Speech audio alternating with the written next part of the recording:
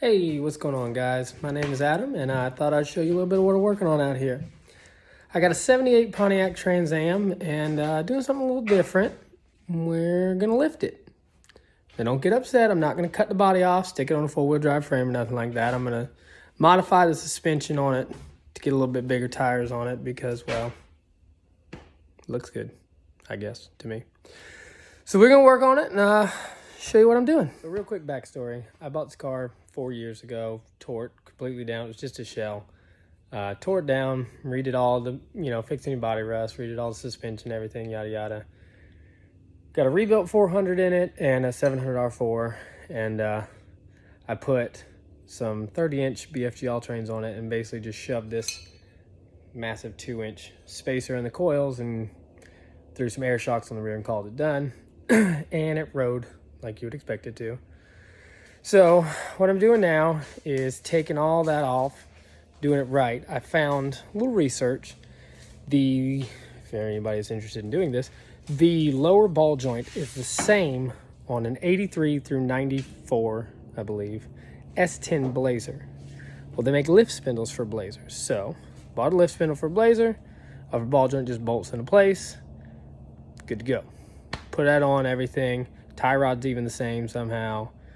It's working out pretty good so far. Now, I tore it all apart last night and put all the lift spindles in there, kind of just mocked everything up to see where I'm at height-wise once removing the spacer and adding the 3-inch lift spindle. But I got to tear it all back apart because I'm going to actually end up putting almost 1 inch worth of spacer back in it just to get up a little more than it is. So let me show you what I got right now.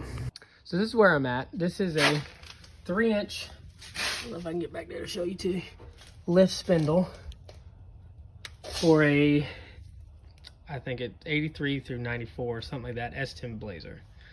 That is the Blazer ball joint up top. That is the stock lower Trans Am ball joint, which is the same. So that's on there. Had to put the Blazer rotor and brakes and everything on there. I'm working on that right now. I'm going to take this back out and put the spacer back in above the coils. Well, I'm going to make the spacer a lot smaller. Put it back in above the coil. Also got adjustable upper control arms so that I can make the alignment right and or close to right. The problem I'm having is these wheel wells are not wide enough for what I have. These are the 30-inch all-trains I had on there originally. I got a set of real worn out 31s, and 31s hit the front and the back of the fender at turn. So we're gonna go up just a little bit higher and see if we can't clearance. I've already trimmed the inner fender a little bit, trying to make room. It's close. So we're gonna see if we can make it fit with a little bit more spacer on it.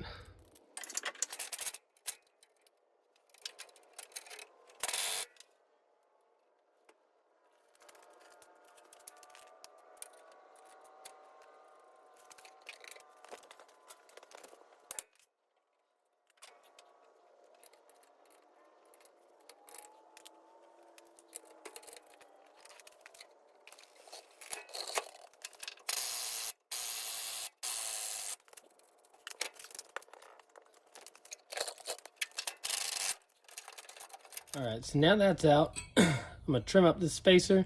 Right now it's sitting about 2 inches of lift. I'm gonna trim it up to probably about 3/4 of an inch.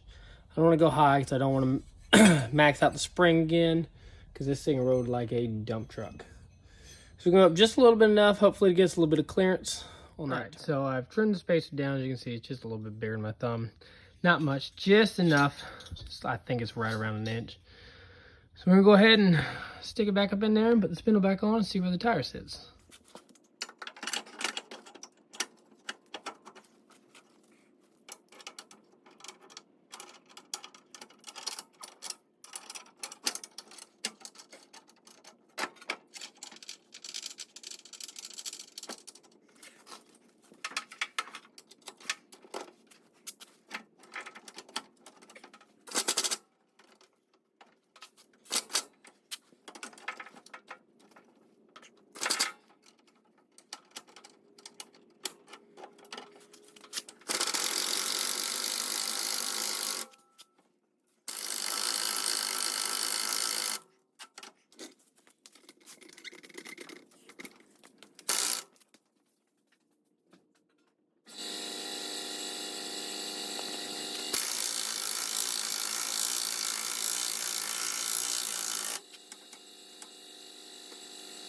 Well, that was frustrating. That fought me way more than I expected. However, it's in there.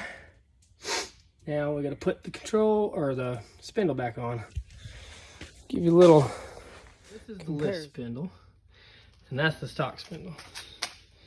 I got basically the upper ball joint mounts lined up. It says it's 3-inch drop for the Blazer, so yeah, somewhere around 3 inches. All right, well, we're gonna chuck her in and move on.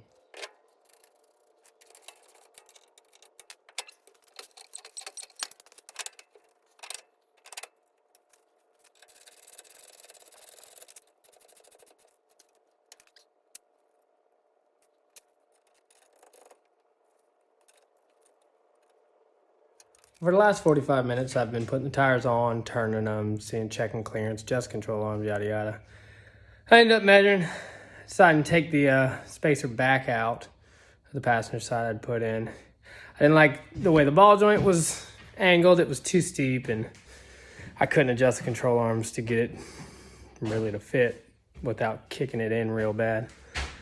So we're back out to no spacers, coils, stock coils, and the 3-inch drop spin. All right, so after an hour and a half, we're back where we started. But at least I know now, I guess. All right, next thing we're gonna do is pop on the new brake lines so I can get rid of the old calipers. We'll bleed this brakes. And then, oh, we gotta put the sway bar links back on and just the toe as close-ish as I can get it. So the shock's in it, and the front will be done.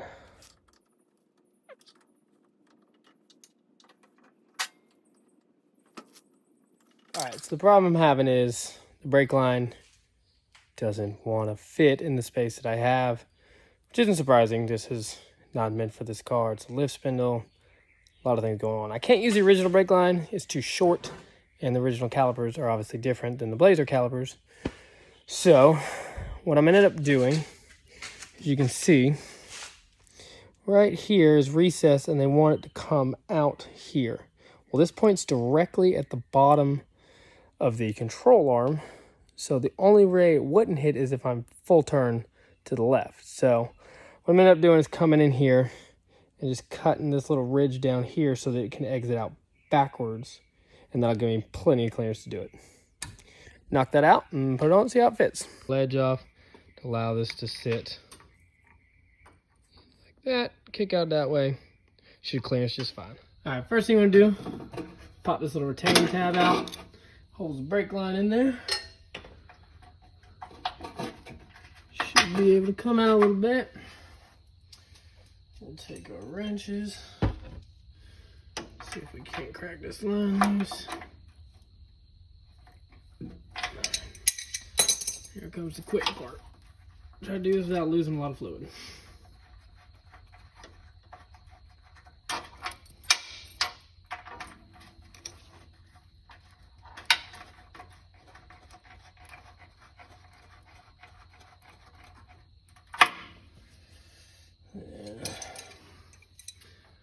Snug it up.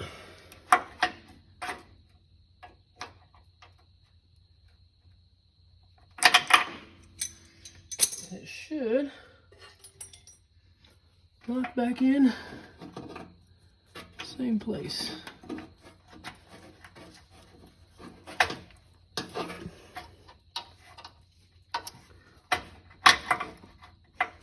Oh, a little off.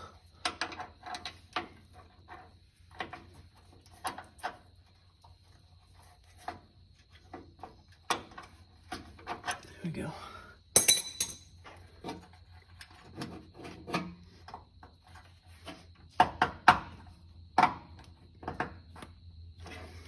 There it is.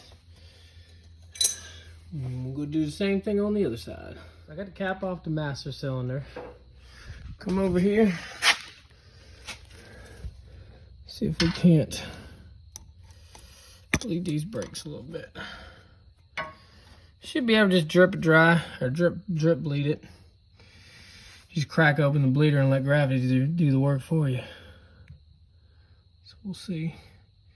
Give that a minute and it should start dripping. All right, she's dripping pretty good. I don't see any air bubbles coming out. So we're gonna close it back up. Tighten it back down. We'll bleed the other side like that, and we should be done. All right, we're gonna go ahead and stick the shock back in there, and then the swaybar link.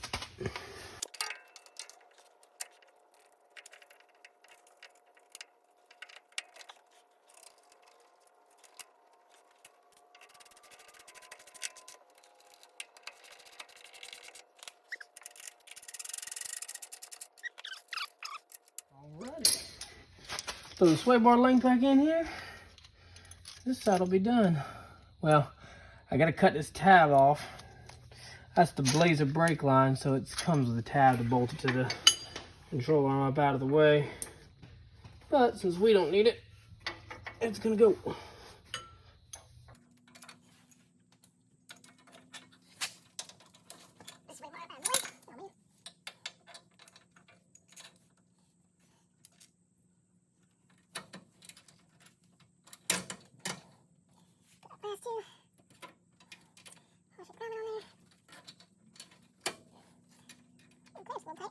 It's also full drip, so it'll come up a lot once we change the angle.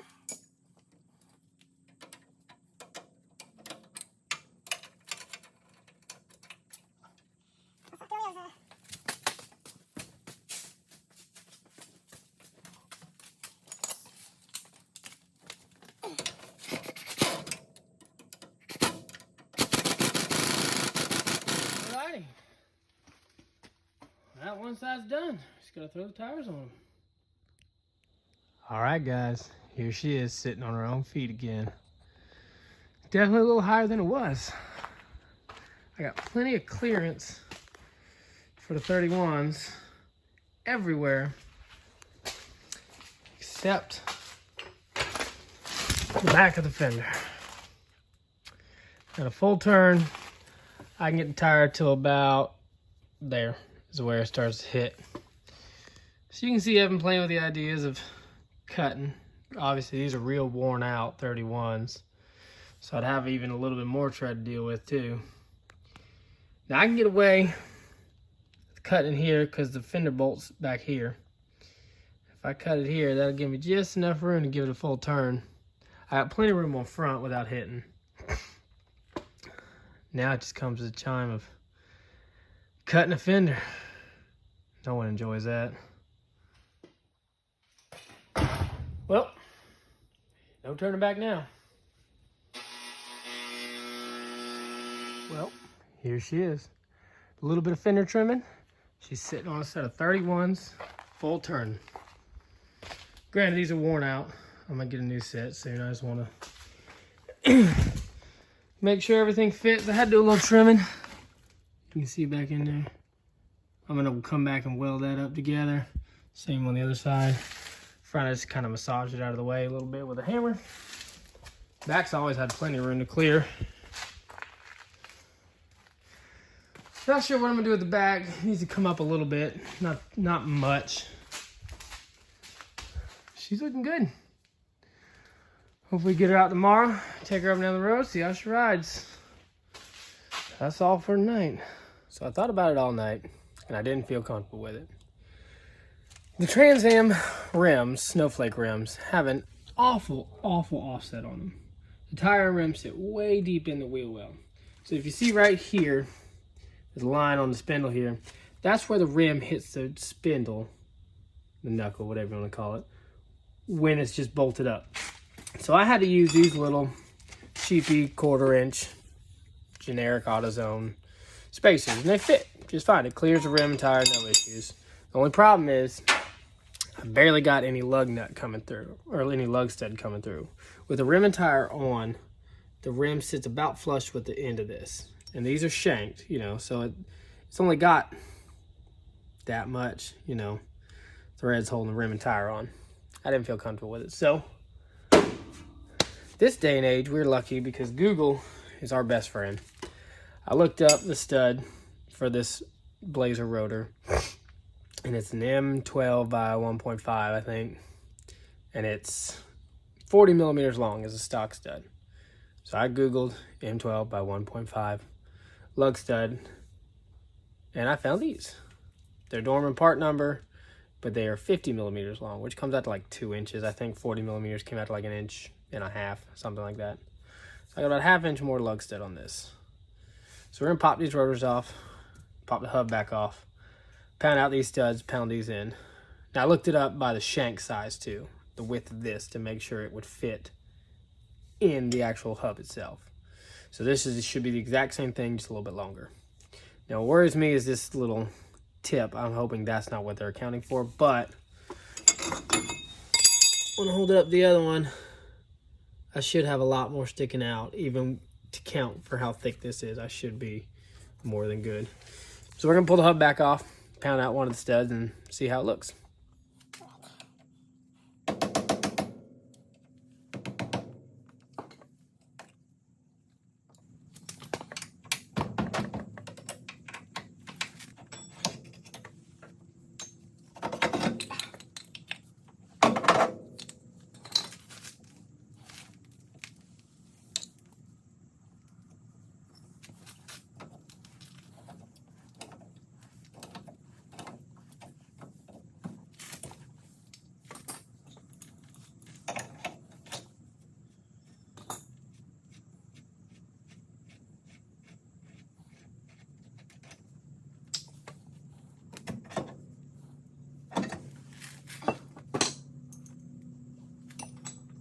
All right, now just sit with pound out a stud. Let's see how that looks. So this is the old stud compared to the new one.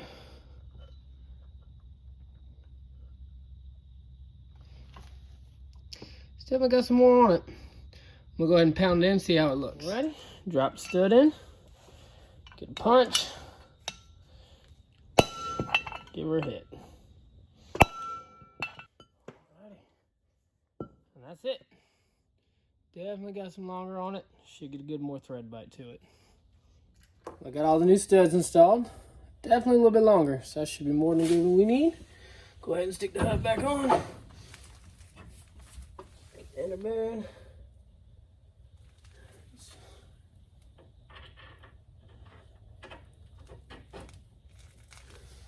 Ready?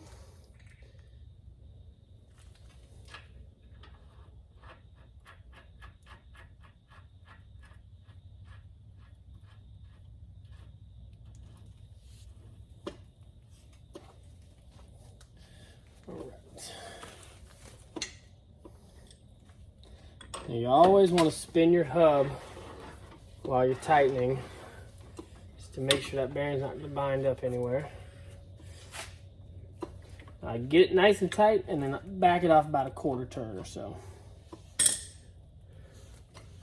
Go ahead. Put your cotter pin hole.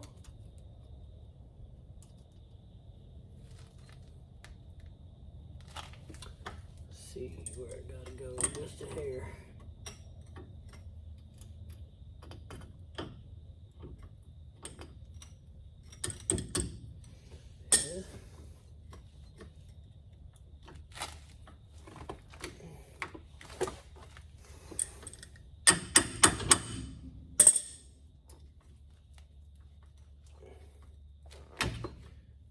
Down just so it can't come loose. Take that back on. Then all I gotta do is put the brakes back on and test fit.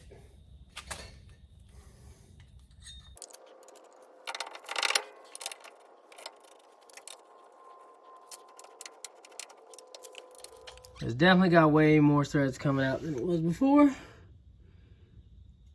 Not to mention it's got a shank on the nuts, so we'll get even more deep down on the threads once it goes in past the rims.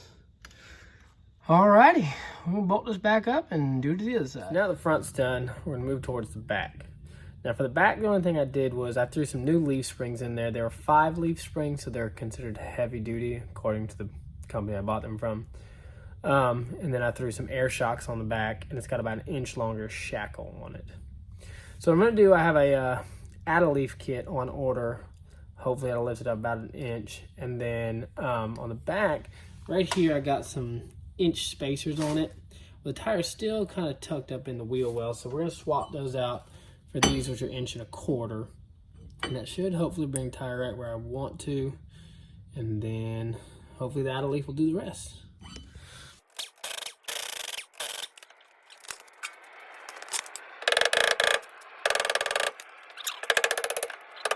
Now, anytime I do spacers, I always put Loctite on these lug nuts.